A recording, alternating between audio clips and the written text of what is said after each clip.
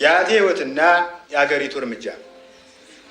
ወታደራዊ መንግስት ስልጣን ከያዘ በኋላ ሞዓ አንበሳ የሚለውን ሀሳብ የሚያስታውሱ ነገሮችን በሙሉ ከሀገሪቱ ማጽዳት ጀመረ። በዚህ መሰረት በየዱሩ የሚገኙ አንበሶችን በሙሉ በታንክ አስረሸናቸው። አንበሶች ሲያልቁ የአንበሳ አውቶቡስ ሰራተኞችን በቁጥጥር ስር መዋል ጀመረ። አያቴ በጊዜው ከማማረር ይልቅ መመራመርን የሚወድ ሰው ነበርና በትራንስፖርት በኩል የተፈጠረውን ክፍተት ሊጠቀምበት አሰበ። ወዲያው ቀልጠፍ ብሎ 400 አህዮችን ከሱዳን አስመጥቶ የአህያ መንጃ ፈቃድ አውጥቶ ስራ ጀመረ። የእርሱ አህዮች በየፌርማታው ላይ የተሰጣቸውን መለያ ቁጥር ለብሰው ይቆሙና መንገደኛ ይጠባበቃሉ። በ24 ቁጥር አውቶቡስ ይሳፈር የነበረ መንገደኛ 24 ቁጥር አህያን ይጠብቅና ይሳፈራል። በአውቶቡስና በአህያ ትራንስፖርት መካከል ያለው ልዩነት አንድ ነው። አህዮች የመገመጥ እንጂ የመገልበጥ አደጋ ይደርስባቸውም ነበር። በጊዜው በሬዲዮ ይተላለፍ የነበረው የትራፊክ አደጋ ዜና ይህን ይመስላል። 2 ሰዎችን አሳፍሮ በሌሊት ይጓዝ የነበረ ንብረትነቱ የአቶ ሰውነቴ የሆነ አህያ ከጅብ መንጋ ጋር የመላተም አደጋ ደርሶበታል። የአደጋ ጊዜ ሰራተኞች ከቦታው ሲደርሱ በሕይወት ያገኟቸው ጅቦችን ብቻ ነበር። ወታደራዊ መንግስት ግን በዚህ አላቆመም። አያቴን ጨምሮ በጃንሆይ ጊዜ ሹማምንት የነበሩ ሰዎችን በሙሉ እየለቀመ ያስር ጀመር። ይሁን እንጂ ለእስረኞች የሚበቃ በቂ ወህኒ ቤት ስላልነበረው እስረኞቹ በፈረቃ የሚታሰሩበትን አሰራር ፈጠረ። የጠዋት ፈረቃ እስረኞች እስከ እኩለ ቀን ይታሰሩና ወህኒ ቤቱን ከሰዓት በኋላ ታሳሪዎች ይለቁላቸዋል። አያቴ እንደ ድል ሆኖ የጠዋት ፈረቃ እስረኛ ስለነበር ጠዋት በስር ላይ እያለ ጠያቂዎች የሚያመጡለትን ምግብ በልቶ ከሰዓት በኋላ ሳህኑን ቤታቸው ድረስ ራሱ እየሄደ ይመልሳል። የጠዋት እስረኛ ከሰዓት በኋላ ሲለቀቅ አይጠፋም ወይ የሚል ጥያቄ ከእናንተ ሊሰነዘር ይችላል። ልክ ነው። የጠዋት ፈረቃ እስረኛ ወደ ቤቱ ሲመለስ የሚጠብቀው ዘበኛ አብሮት ወደ ቤቱ ስለሚሄድ እንጂ ሊጠፋ ይችል ነበር። በአያቴ ላይ የተመደበው ዘበኛ አያቴን ሊጠብቅ መጥቶ እግረ መንገዱን ሌባ እንዳይዘርፍን ቤታችንን ሲጠብቅ ስለሚያድር ጠቀመን። ትንሽ ቆይቶ ግን ወታደራዊ መንግስት ከሶቪየት ክብረት መንግስት ጋር ተመካክሮ ይህ አይነት ስርዓት ሀገር እንደሚያቆረቁ ስለደረሰበት እስረኞች የማያዳግም ፍርድ እንዲሰጣቸው ወሰነ። አያቴ ለመጀመሪያ ጊዜ የጦር ፍርድ ቤት ሲቆም እኔ ደግሞ አጠገቡ ቆምኩ። ዳኛው ፍርድ ይሰጣሉ ተብሎ ሲጠበቅ መዶሻዬን ቤት ጥዬው ስለመጣሁ ለመፈለጊያ ጊዜ የሚሆነ የ1 ወር ጊዜ ይሰጠኝ ብለው ቀጠሮ ሰጡ። በቀጣዩ ቀጠሮ ፍርድ ቤቱ በጃንሆይ ጊዜ ያገለገሉ ሹማምንት የራሳቸውን መቀበሪያ ራሳቸው በዶዘር ቆፍረው ከጨረሱ በኋላ እንዲረሸኑ ሲል በየነ። ይሁን እንጂ የቼኮስሎቫኪያ ሶሻሊስት ሪፐብሊክ መንግስት በጉዳዩ ሽምግልና ገብቶበት ነገሩን ስላለዘበው እስረኞች መቀበሪያቸውን በዶዘር መቆፈራቸው ቀርቶ በዶማ እንዲቆፍሩ ተበየነላቸው። አያቴ ፍርዱን እንደሰማ ያደረገው ነገር ቢኖር ንስሐ አባቱን ጠርቶ ከ66 ዓመተ ምህረት ወዲህ የሰራውን ኃጢአት መናዘዝ ነው። ከ66 በፊት የነበረው ኃጢአት ግን በሀገር አስተዳዳሪነቱ የፈጸመው በመሆኑ ከሀገሪቱ ኃጢአት ጋር እንደሚመደብ የታወቀ ነው። እንግዲህ የንስሐ አባትየው የአያቴን ኃጢአት የሚመዘግቡበት ባለመቶ ሉክ ደብተር ገዝተው ለንግግር የቀለለውን አበሳ በፊደል ለንግግር የከበደውን በስዕል መዝግበው ከጨረሱ በኋላ አያቴ ከመረሸኑ ግማሽ ሰዓት አስቀድሞ በመረጠው አቅጣጫ ዞሮ 40 እንዲሰግድ ደነገጉ። አያቴ ግን 40 ከሰገድኩ በጣም ስለሚደክመኝ የመሞቻ አቅም አይኖረኝም፣ እባክዎ ትንሽ አስተያየት አድርገው ይቀንሱልኝ ሲል ተማጸናቸው። ቄሱ ግን ይህንም ደንበኛ ስለሆንክ እንጂ እንደ ኃጢአትህ ቢሆንስ እንደ ሽንኩርት በራስ እንድትተከል ማድረግ ይቻል ነበር።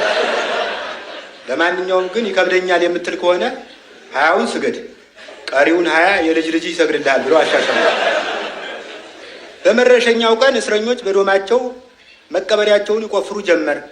አንዳንዶቹ በትንሣኤ ቀን መለከት ሲነፋ ቶሎ ለመውጣት እንዲያመቻቸው ጉድጓዳቸውንም ብዛም ሳያዘልቁ ቆፈሩት። ሌሎች ግን የአካባቢው ሰው የገበጣ መጫወቻ ሲቆፍር አጽማቸውን እንዳያገኝባቸው ሰግተው አዝልቀው ቆፈሩ። ያም ሆነ ሁሉም እንደ የጥልቀቱ በቆፈረው መቃብር አፍ ቆሞ ተረሸነ። አያቴ ተራው ደርሶት መቀበሪያውን በሚቆፍርበት ሰዓት ግን አንድ አስደናቂ ነገር ተከሰተ። 2 ክንድ ያህል እንደቆፈረ አንዳች ጠረን ያለው ፈሳሽ ፍልቅ ፍልቅ ቡልቅ ቡልቅ ይል ጀመረ። ፈሳሹን ቀርቦ ሲያው ናፍጣ ነው። ገዳይ ወታደሮች ይህን በተመለከቱ ጊዜ ለበላይ ባለስልጣናት አመልክተው አካባቢው በ2 ብርጌድ ጦር ተከበበ። የሀገራችን መንግስት ወዲያውኑ በአካባቢው ቁፋሮ እንዲያካሄድለት የኩባን መንግስት ተማጸነ። የኩባ መንግስት በበኩሉ ከሚገኘው ናፍጣ ላይ ግማሹን ከወሰድኩ እቆፍራለሁ ብሎ ተዋውሎ ቁፋሮ ተጀመረ። ከብዙ ቁፋሮ በኋላ ግን ከ100 ዓመታት በላይ ተቀብሮ የኖረ የናፍጣ ጀሪካን ብቻ ተገኘ። ጉዳዩ በምድር ፈልፋዮች ወይም አርኪኦሎጂስቶች ሲጣራ በአጤ ምኒልክ ዘመነ መንግስት ይኖር የነበረ ብላቴና ናፍጣ ግዛ ተብሎ ገዝቶ ሲመለስ እንቅፋት መጥቶት ከመንገድ ስለሞተ ከዚያው ከጀሪካኑ ጋር ተቀብሮ ኖሯል።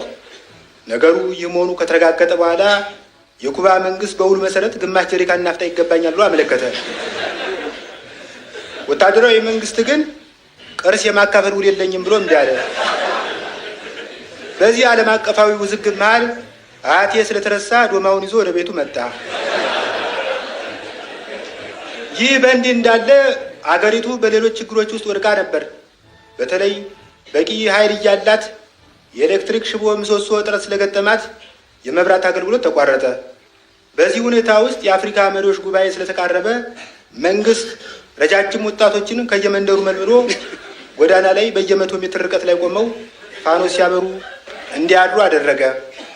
መብራት አንጠልጣይ ወጣቶች ብርድ ሲቆጋቸው ስለሚያድሩ በማግስቱ የአሜሪካን የነጻነት ሐውልት ይመስል አንድ እጃቸውን እንደዘረጉ ደርቀው ይገኛሉ።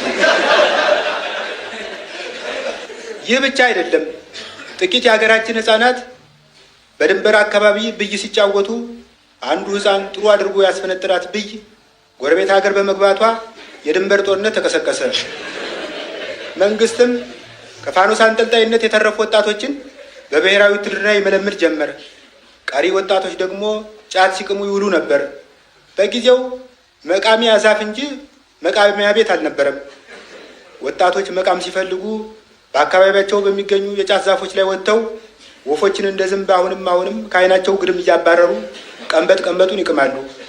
በጊዜው አንድ ወጣት ሲመረቅን መመርቀኑ የሚታወቀው ከዛፍ ሲዘል እንጂ እንደ ዛሬው ከሀሳብ ሲዘል አልነበረም።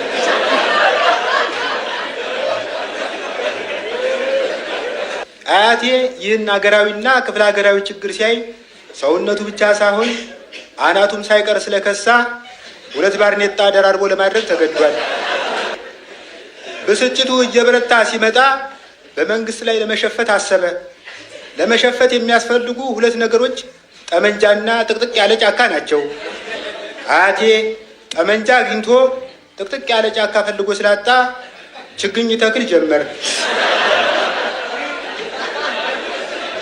አያቴ ከዚህ በኋላ ለሀገሬ መልፋት እንደሚያስጠቃይ ከሆነ ለራሴ ያስባለሁ ብሎ 1 ክፍል ያለው ቤት መስራት ጀመረ።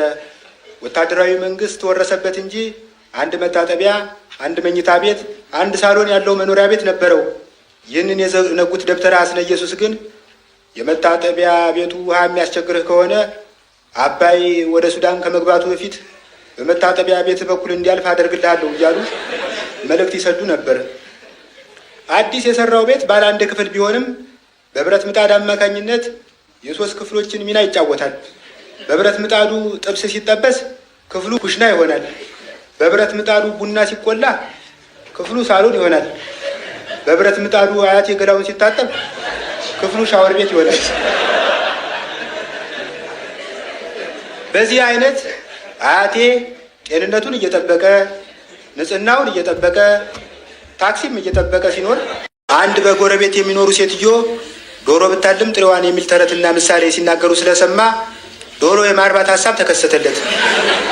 ይሁን እንጂ በኪሱ የቀረው ፍራንክ ጥቂት እንቁላሎችን ብቻ መግዛት የሚያስችል ስለነበር ያንን ገዝቶ ከጎረቤት ተመላላሽ ዶሮ ተከራይቶ ለማስታቀፍ ፈልጎ ነበር። ግን ኪራዩ የማይቻል ሲሆንበት ለምን ራሴ አልታቀፈውም በማለት ከላይ መጽሐፍ እያነበበ ከታች እንቁላል ታቅፎ ይውላል። በ21ኛው ቀን የእያንዳንዱን እንቁላል አናት በኩክ ማውጫ ብረት ሲፈነክት ጫጭቶች ሲጥ ሲጥ ሲጥ ሲጥ እያሉ ብቅ አሉ። እነዚህ ጫጭቶች ከዶሮ ዶሮነትን ሲወርሱ ከአያቴ ደግሞ የካፖርቱን ቀለም ወርሰዋል። መቼም የኩክ ማውጫ እንደ ዶሮ መንቁር አይሆንምና አያቴ በፍልፈላ ላይ እያለ የአንዷን ጫጩት አንገት በከፊል በጠሰው። ወዲያው ግን ቀልጠፍ ብሎ ገብስማ ቀለም ባለው ክር የተበጠሰውን አንገቷን ሰፋው። ጫጩቲቱ እያደገች ስትሄድ ከስጋዋ ይልቅ የተሰፋችበት ክር እየፋፋ መጣ። በቀጣዩ ፋሲካ ስትታረድም ለአያቴ መላላጫ ለእኔ ቱባ ክር ደረሰኝ።